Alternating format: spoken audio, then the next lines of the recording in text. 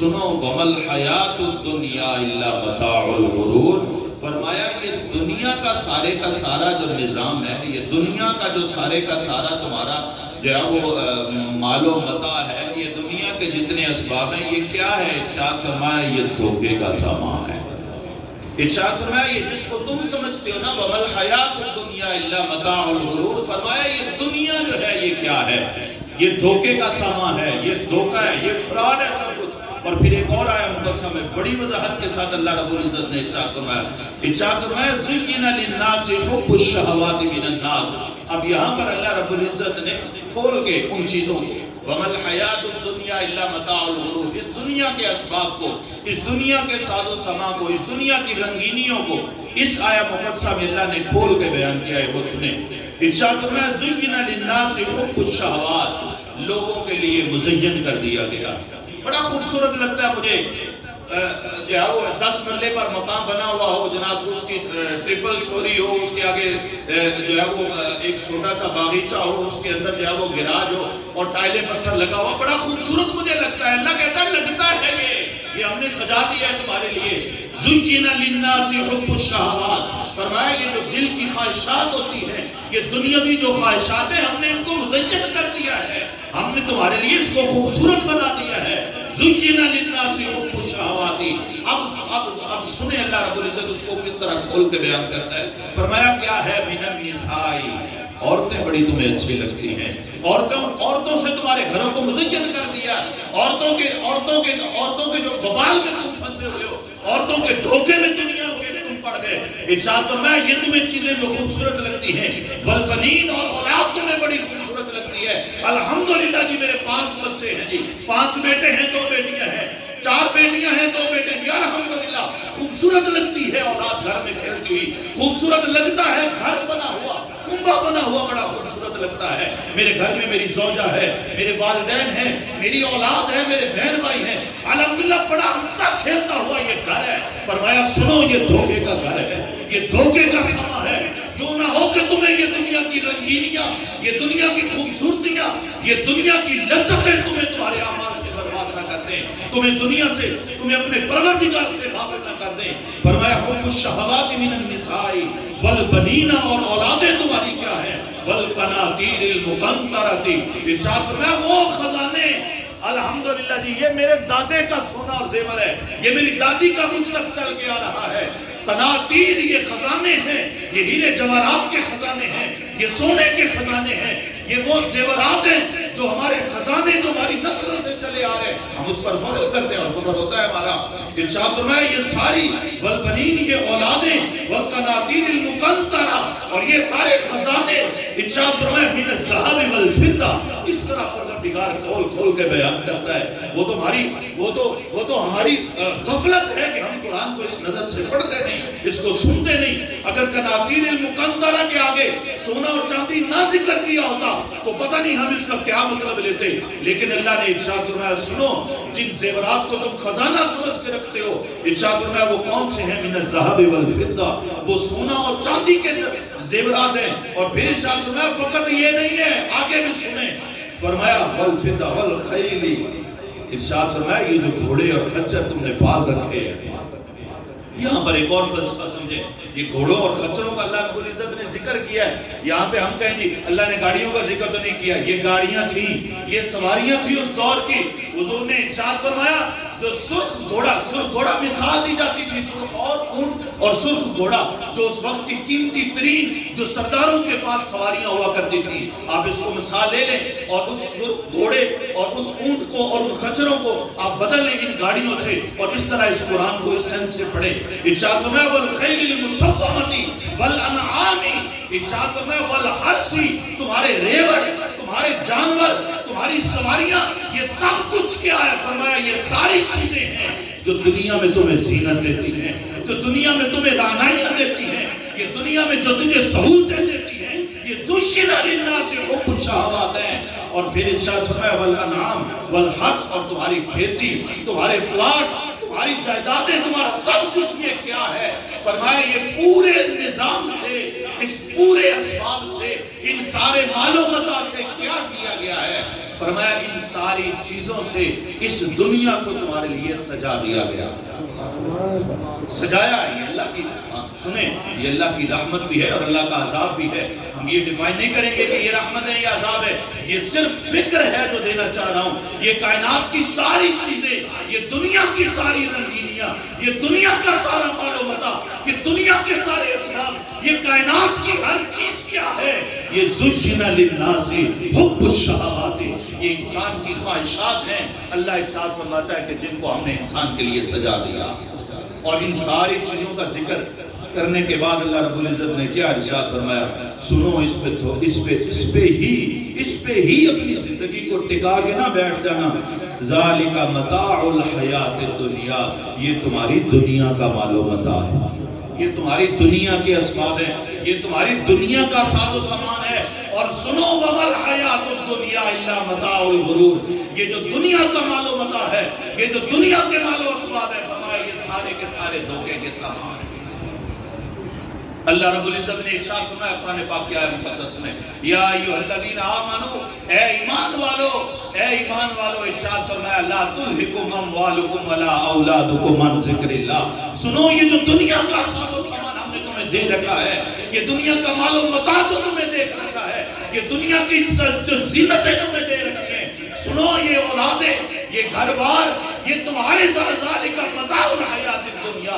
کہیں ایسا نہ ہو کہ لا تلھکم اموالکم ولا اولادکم عن ذکر اللہ.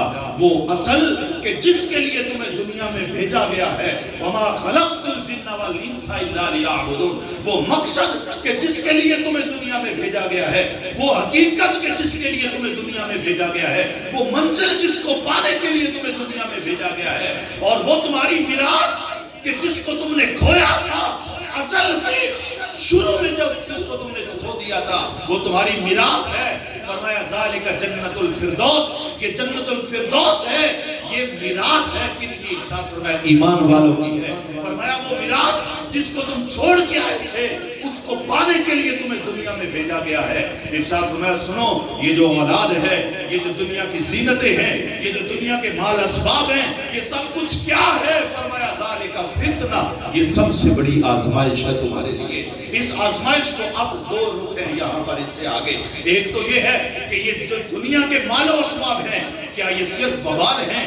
یہ جو مال و اسباب ہیں، کیا یہ صرف انسان کو پستی کی طرف لے کے جانے والے ہیں؟ یہ جو مال و اسباب ہیں، یہ جو اولادیں ہیں، کیا یہ صرف انسان کو اس طرح غرقابی کے لیے دیے گئے ہیں؟ ان کا کوئی مقصد نہیں ہے. ان کا مقصد ہے، اللہ رب العزت نے ارشاد فرمایا قیامت کے دن، قرآن پاک کی آیت ہے، فرمایا جب میرے پاس آؤ گے تو یاد رکھو تمہارے معلوم ولا بنون الا من اتى اللہ بقلب سلیم.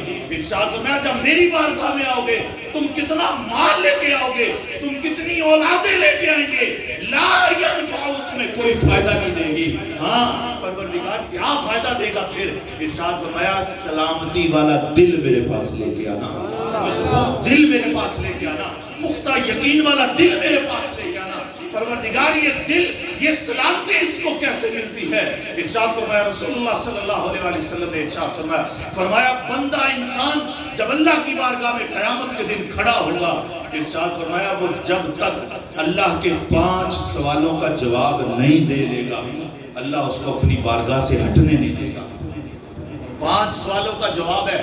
5 سوال ہیں. 5 سوال جو قیامت کے دن اٹھنے کے فوراً بعد اللہ کی بارگاہ میں، اللہ کے حضور میں. اور پھر یاد رہے یہ بھی ہے کہ یہ نہیں ہے کہ میری جگہ پہ میرا بیٹا جواب دے لے گا، میری جگہ پہ میرا بھائی جواب دے لے گا، میری جگہ پہ میرا والد جواب دے لے گا. آج جو مجھے دھوپ نہیں لگنے دیتا، آج جو مجھے کانٹا نہیں چبھنے دیتا، آج جو مجھے ذرا سی تکلیف نہیں ہونے دیتا، یقین رکھو قیامت کے دن وہی والد کہے گا چل اپنا حساب تو دے، میں اپنا حساب دیتا ہوں. کل قیامت کے دن کوئی ایسا سلسلہ نہیں ہوگا، حساب تنے تنہا کھڑے ہو کے اللہ کی بارگاہ میں خود دینا ہے. حضور نے فرمایا 5 سوال ہیں، 5 سوالوں کا جب تک جواب نہیں دو گے، فرمایا اللہ تمہیں اپنی بارگاہ سے ہٹنے نہیں دے گا. اور وہ کیا جواب ہے حضرت؟ وہ سنیں کیا ہے. حضور نے ارشاد فرمایا سب سے پہلا سوال قیامت کے دن نماز کا ہوگا.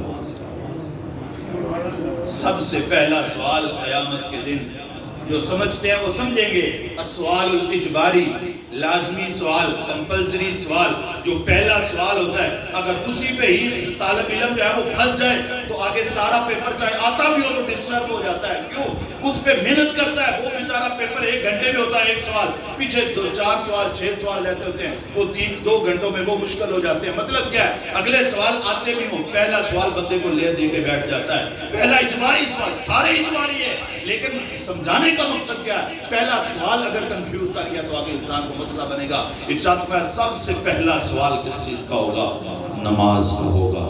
نماز کا پہلا سوال ہے، قیامت کے دن اللہ پوچھے گا بتا نمازوں کا کیا کیا، کتنی نمازیں پڑھی، کیسی پڑھی، کیا ہوا نمازوں کا۔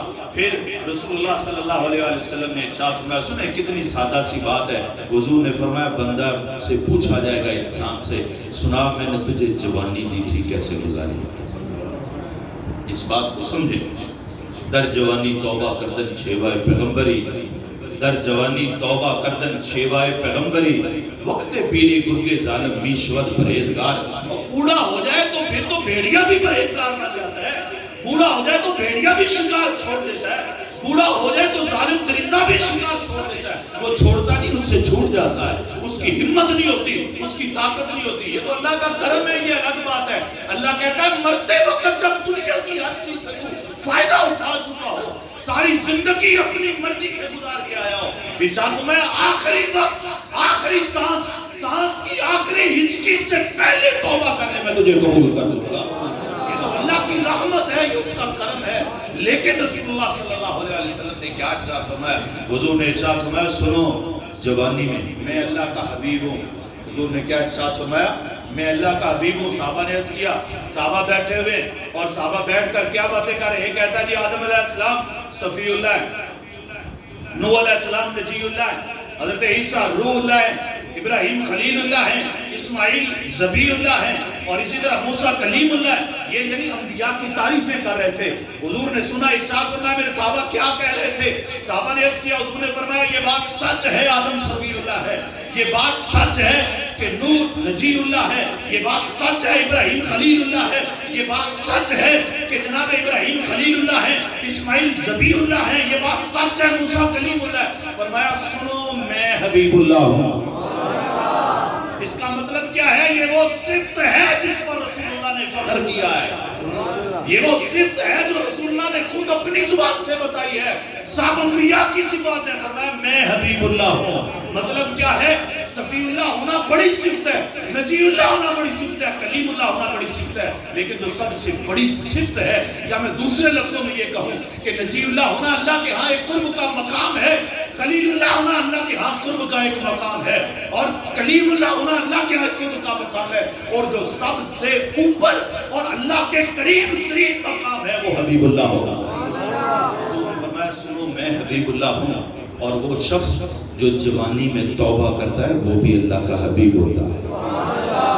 در جوانی توبہ کردن شیوائے پیغمبری، قیامت کے دن اللہ پوچھے گا بتا تجھے کتنی خوبصورت جوانی دی ہے، تو کہتا تھا میں کھا لوں تو پتھر بھی ہضم ہو جاتا ہے، اتنا طاقتور تجھے معدہ دیا تھا، تو کہتا تھا ریاضی کا کوئی سوال ہے میں سلجھا دوں، تجھے اتنا شعور دیا تھا، تو کسی کو اپنے سامنے ٹکنے نہیں دیتا تھا، ارشاد فرمایا کتنی جوانی تجھے دی تھی، بتا اس جوانی کو کہاں پہ خرچ کر کے آیا۔ یہ قیامت کے دن سوال ہوگا کہ جوانی کو کہاں پہ خرچ کیا ہے، جوانی کا کیا کیا ہے۔ عموماً الحمدللہ مجھے جو نظر آ رہے ہیں چہرے سبھی جوان ہیں، ہاں سفیدی جب اتر آتی ہے بندہ بوڑھا ہو جاتا ہے، یہ سفیدی بڑھاپے کی علامت ہے۔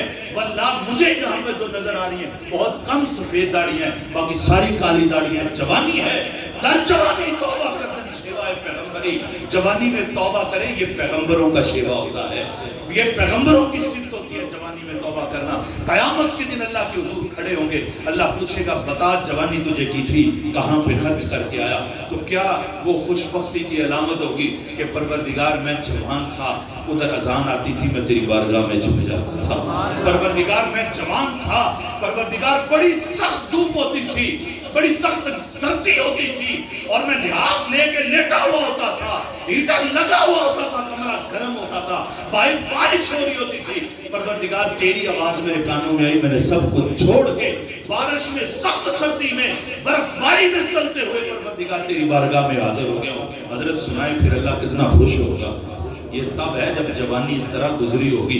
صحابی کو حضور نے ارشاد کیا میرے صحابی بتاؤ بڑی خدمت کر لی. حضرت ربیعہ کو کہتے ہیں, فرمایا ربیعہ سناؤ مانگو, مانگتے ہو کیا مانگتے ہو؟ آج محمد کی رحمت جوش میں تجھے دوں گا, جو مانگنا ہے مانگو. حضرت ربیعہ بھی صحابی تھے, کہنے لگے یا رسول اللہ صلی اللہ علیہ وسلم, یا رسول اللہ دنیا تو دنیا ہے, دل کرتا ہے جس طرح آج آپ کو وضو کروا رہا ہوں نا, جنت میں بھی ایسے ہی آپ کو وضو کروا رہا ہوں, جنت میں بھی ایسے ہی آپ کا قرب ملے, جنت میں ایسے آپ کا خدمت گزاروں. حضور نے کیا ارشاد فرمایا؟ یہ نہیں فرمایا کہ جو کر لیا بس مجھے مل گئی جنت. نہیں, ارشاد جنت تو ان کی پکی تھی نا, صحابی تھے, جنت تو ان کی مورے لگی ہوئی تھی. لیکن حضور نے کیا ارشاد فرمایا؟ فرمایا ربیعہ سنو, پھر اگر یہ چاہتے ہو تو پھر فرمایا سجدوں سے میری مدد کیا کرو. کیا مطلب ہے؟ ادھر میں دعا کروں گا ادھر تو سجدے کرے گا, ادھر میں دعا کروں گا تو اللہ کی بارگاہ میں جھکا ہوگا, اور تیرا جھکنا جب میری دعا ہوگی تو فرمایا اللہ تعالیٰ اس پر سند لگا دے گا, اس پر سیل لگا دے گا, اس پر مہر لگا دے گا, پھر جو تو چاہتا ہے وہ تجھے مل جائے گا. اب اسی قدر یہ جوانی ہے. حضور نے ارشاد فرمایا مرنے سے پہلے اپنی زندگی کو غنیمت جانو, بڑھاپے سے پہلے جوانی کو غنیمت جانو, بیماری سے پہلے اپنی صحت و تندرستی کو غنیمت جانو, تنگ دستی اور بدحالی سے پہلے اگر خوشحال ہو, روٹی 2 ٹائم کی مل رہی ہے تو فرمایا اس کو غنیمت جانو, اور اللہ کے ذکر میں اپنے شب و روز کو گزارو. اللہ رب العزت نے جس مقصد کے لیے تمہیں دنیا میں بھیجا ہے اپنے اس مقصد کا خیال رکھو.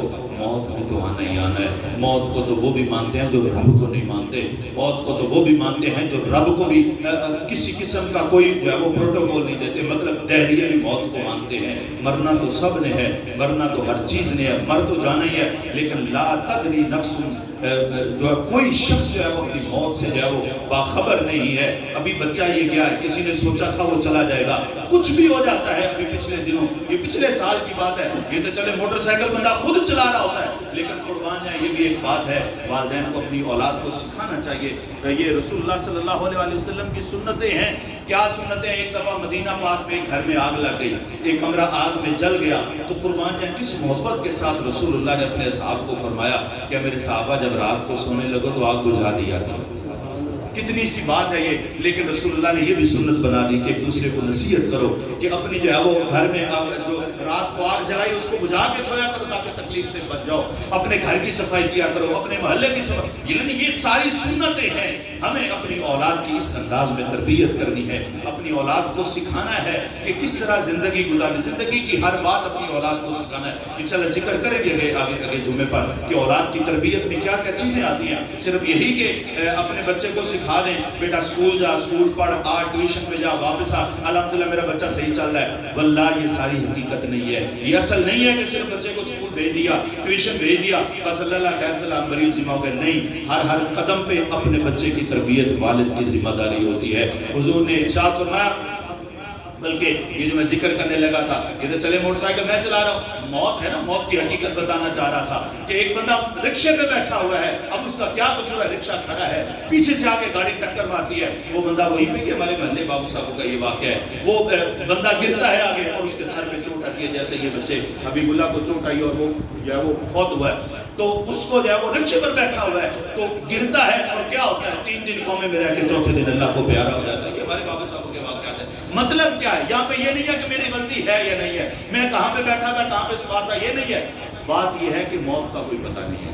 موت کی حقیقت ہے, موت اس کائنات کی سب سے بڑی حقیقت ہے. موت کا کوئی پتہ نہیں کس وقت آ جائے. تو اب قدر پھر مجھے یہ یقین ہے کہ موت کا کوئی پتہ نہیں ہے, لیکن اتنا تو مجھے پتہ ہے نا کہ میرے رب کو کون سی موت پسند ہے, کون سی موت ہے جس پر میرا رب فخر کرتا ہے. وہ موت کہ جو اللہ کے ذکر کے ساتھ آئے, وہ موت جو اللہ کی یاد کے ساتھ آئے, وہ موت جو اللہ کی فرما برداری میں آئے, وہ موت جو اللہ تعالیٰ کی اطاعت میں آئے, وہ موت جو اللہ سے محبت میں آئے. اس موت کو اللہ کہتا ہے کہ سنو, جب وہ میرا بندہ مر جائے تو اس کو مردہ نہ کہنا, وہ ہمیشہ کے لیے زندہ ہو جاتا ہے. اللہ جل شانہ ہم سب کو ہر وقت اپنا ذکر, فکر اور شکر کرنے کی توفیق عطا فرمائے.